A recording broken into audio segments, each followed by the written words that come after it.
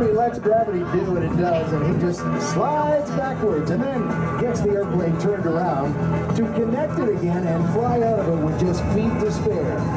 Precise management of energy, again, from the bottom to the top of the aerobatic box, and from the right side to the left side, inside and outside, negative and positive G's, speaks to his fitness, and of course, overcoming anything that you think may be keeping you from flying, and that includes age. I ain't seen my baby since a night on a week.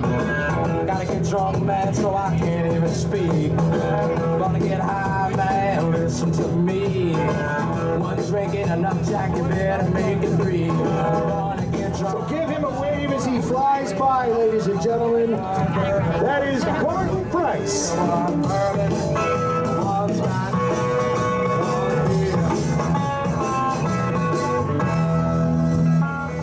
Outstanding flying, and great to have him back in Toronto, not since competition days in the 80s. Has he been this close to the CN Tower in the sky? He's got the canopy rolled back already, getting ready to land over Toronto Island. Gordon Price, Yak 50, brought to you by the Damn Pump.